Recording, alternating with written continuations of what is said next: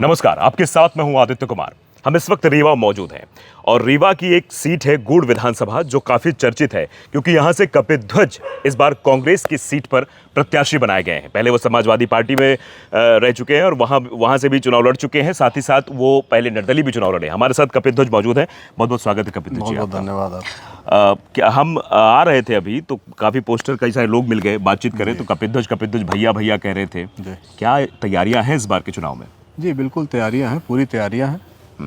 और कांग्रेस पार्टी तो 5 साल चुनाव लड़ती है। हम लोग लगातार क्षेत्र में बने रहते हैं और चुनाव की तैयारियां तो 5 साल प्रतिदिन की जाती है। तो तैयारियां तो आपकी आप बता रहे 5 साल तैयारी चली। वैसे भी कहा भी जाता है कि चुनाव राजनीति का मतलब चुनाव नहीं है। चुनाव तो 5 साल में एक बार होते हैं, राजनीति तो पूरे 5 साल चलती है। ये मुझे समझ में नहीं आया, कपिध्वज भैया, कपिध्वज से बड़ा लगाव, ऐसा क्या कर दिया आपने विधानसभा क्षेत्र में या फिर रीवा में कि सब भैया भैया के क्या अटैचमेंट हो गया आपसे? देखिए, हमारे यहाँ भैया भाई को कहा जाता है। अच्छा। और भाई बन के, परिवार का सदस्य बन के प्रयास ये हम करते हैं कि अपने परिवार, जो कि हमारा पूरा क्षेत्र हमारा परिवार है, तो अपने परिवार की भाई बन के या उनके परिवार के सदस्य बन के सेवा करें। और यही कारण से लोगों से लगाव है और वो लगाव दिली है, कोई फायदे का लगाव नहीं है वो। अच्छा, वैसे भी आपके बारे में मैंने थोड़ा पढ़ा तो आप राजा महाराजा घराने से हैं।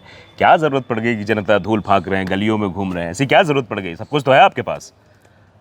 अब देखिए, यही फ़र्क है। राजनीति कोई व्यवसाय नहीं है और जिन लोगों ने इसको व्यवसाय बनाया है, अब उनकी क्या बात की जाए।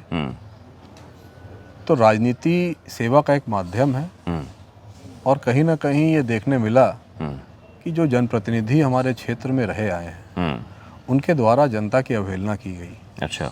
अब उसमें डिटेल में हम लोग न जाएं बिल्कुल। लेकिन इसलिए कहीं ना कहीं हमको ये लगा कि अगर राजनीति को साफ करना है, सुधारना है, तो उसमें उतरना पड़ेगा, न्याय संगत करना है, पारदर्शी बनाना है, जनहित के लिए सुगम बनाना है, तो खुद उतर के उसकी सफाई करनी पड़ेगी। लेकिन ये बालकवि बैरागी ने एक पंक्ति कही थी कि राजनीति काजल का पर्वत है, काजल के पर्वत पर चढ़ना, चढ़कर पार उतरना बहुत कठिन है। निष्कलंक रह करके ये सब करना, बहुत कलंक भी लगेंगे, बहुत उंगलियां भी उठेंगी कि कपिध्वज जैसे, कपिध्वज जैसे। उनका सामना कैसे करेंगे कपिध्वज? देखिए, आरोप लगाना, उंगली उठाना, ये तो प्रभु श्री राम के ज़माने से चल रहा है। हम लोग तो यही कर सकते हैं कि अपने कर्म में, अपने रास्ते पर ईमानदारी से चलें और लोगों के सुख दुख में भागीदार बने और क्षेत्र की ईमानदारी से सेवा करें। जो ईमानदारी शब्द है, इसी का राजनीति में आज के समय बहुत बड़ा भाव है जी। और जनता को इतना जागरूक किया जाए, मतदाता को इतना जागरूक किया जाए कि ईमानदारी अपने आप अपना रास्ता क्षेत्र में बनाए। मतलब मैंने देखा है खास तौर पे, देखिए, जनता के दबाव में ही नेता बेईमानी छोड़ेंगे। जो इस तरह के नेता हैं, बिल्कुल, वो जब तक जनता का दबाव नहीं होगा तब तक लोग सुधरने वाले नहीं हैं। इसलिए जनता का जागरूक होना आवश्यक है। अपने मत की कीमत, अपने मत का महत्व समझना आवश्यक है, अपने अधिकार समझना आवश्यक है। ये जो प्रजातंत्र में क्या व्यवस्था है, एक विधायक की क्या भूमिका होनी चाहिए जनता के सेवा के लिए, वो समझना आवश्यक है। अधिकारी कर्मचारी किस लिए, जनता के किस तरीके से सेवा करने के लिए रिस्पॉन्सिबल हैं, वो जनता को समझना ज़रूरी है। आज दुर्भाग्य से, चाहे वो नेता हो, चाहे प्रशासनिक तंत्र हो, अंग्रेज़ों की तरह व्यवहार करते हैं जनता से। और अंग्रेज आप जानते हैं, देश जब गुलाम था तो उनकी क्या नज़रिया था भारतीयों के लिए। बिल्कुल। अब दुर्भाग्य से वही नज़रिया विधायक और सांसदों का हो गया, नेताओं का, सांसदों का, और यहाँ तक कि जो अधिकारी हैं क्षेत्र के, उनका हो गया है। जनता की कहीं कोई सुनवाई नहीं है। पग पग पे जनता को अपना अपमान, स्वाभिमान छोड़ना पड़ता है। ये सब व्यवस्थाएं दुरुस्त हों, जनता की इच्छाएं, जनता की शिकायतें, जनता की सुनवाई को प्राथमिकता मिले, ये सब देखने के लिए, ये सब सुनिश्चित करने के लिए हमारा राजनीति में हमने प्रवेश किया है। और ये लड़ाई अकेले कोई नहीं लड़ सकता। आप एक विचार बन सकते हैं, लेकिन जब तक लोगों को जागरूक करके आप साथ नहीं चलेंगे, तब तक सुधार बहुत कठिन है। मतलब कारवां बढ़ाना ज़रूरी है और सबको सुधार के दिशा में इन्वॉल्व करके बढ़ना जरूरी है। तो एक मंत्री जी हैं यहाँ आपके रीवा में जी, वो विकास पुरुष अपने आप को कहलवाते हैं या कहलाते हैं, अलग चीज़ है। वो कह रहे हैं कि 8 की 8 इस बार हम ही ले जाएंगे, बीजेपी फिर से ले जाएगी। क्या कहेंगे इस पे? देखिए, हमको तो लग रहा है 8 की 8 हो सकता है, इस बार हम लोग ले आए। और माहौल, वातावरण पूरे क्षेत्र में परिवर्तन का है। भविष्यवाणी कोई क्या कर सकता है, अभी समय बताएगा कि कौन क्या करता है, कौन कितनी सीटें जीतता है। ये जरूर है कि भारतीय जनता के पार्टी के पास प्रशासन है, इलेक्शन कमीशन है, सब व्यवस्थाएं हैं। जब वो करोड़ों करोड़ दे के विधायकों को खरीद सकते हैं, तो मतदाताओं के लिए तो उनके पास बहुत व्यवस्थाएं होंगी। और हमेशा भारतीय जनता पार्टी ने गलत तरीके से चुनाव जीतने के प्रयास किए हैं, जो प्रमाणित है। इसमें आप कहीं भी किसी भी क्षेत्र में चले जाइए, मतदाताओं से बात करिए, भारतीय जनता पार्टी के क्या तरीके हैं चुनाव जीतने के, ये सबके सामने आ जाएगा।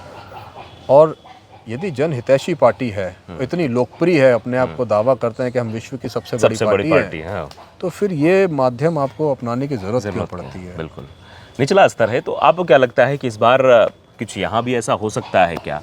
देखिए, प्रयास तो वो पूरा करेंगे और हम लोग उनको मना नहीं कर सकते हैं। वो अपनी व्यवस्था करेंगे, अपना प्रयास करेंगे, हम लोग अपने तरीके से चुनाव लड़ने का प्रयास करेंगे।